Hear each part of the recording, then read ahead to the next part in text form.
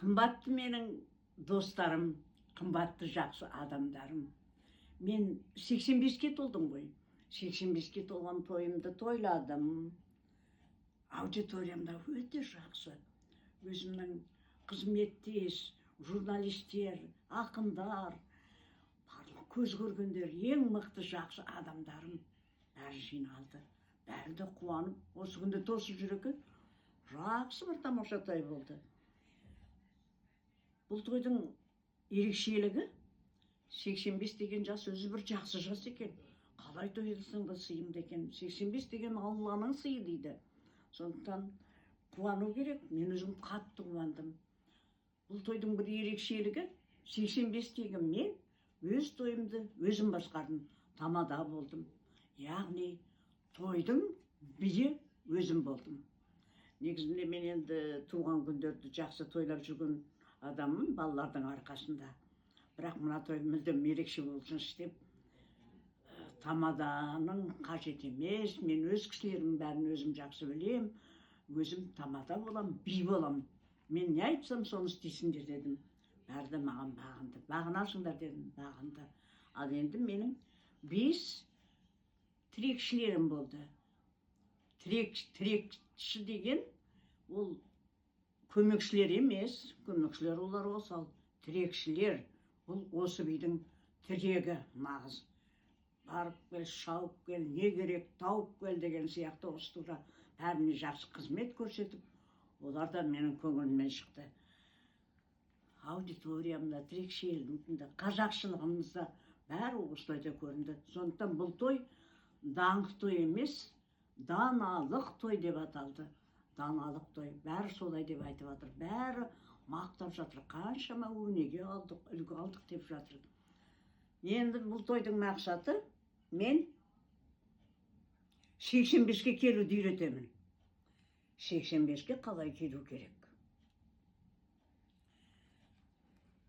Бұнда 85-ке келу деген оңай емес, және қиын да емес.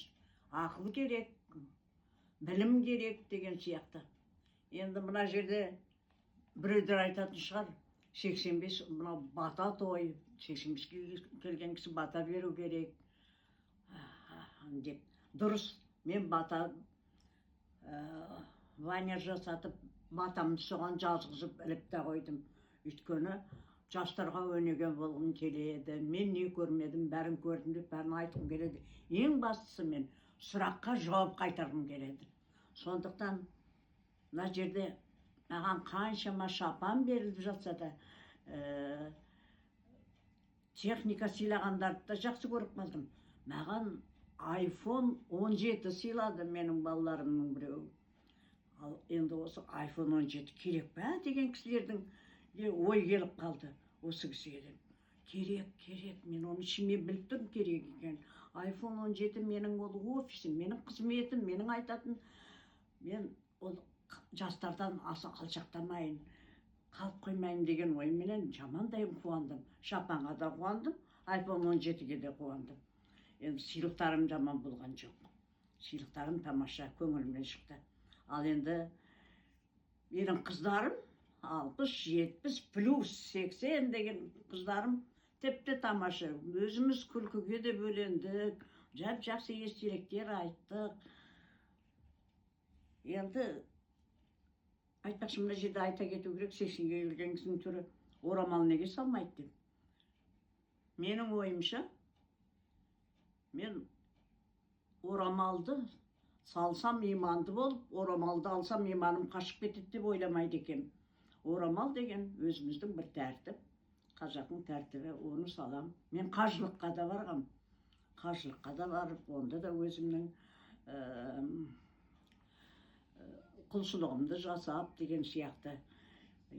Ата, енеме, әке, шешеме барлығына сол оқитын дұғаларын оқып дегендей, оларға имандылық тілеп, сондай ол менің жүрегімде. Қашанда Құдайды бір сәтте естен шығарып көргем жоқ. Менің ойымда әжемнің үйреткен Құдай көріп тұр.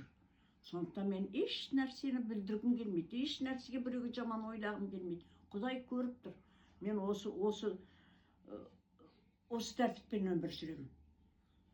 Сол енді Құдай көрсе, мен орамалды салмаған кезде оның да өзінің бір тәртібі бар. Құр орамал салу керек екен деп баттастырып оны салып, өзің ойыңа келгенді сөйлеп, істегеніңді істеп құр жүре берген. Ол тіпті де тәртіп бұзушылық деп ойлаймын.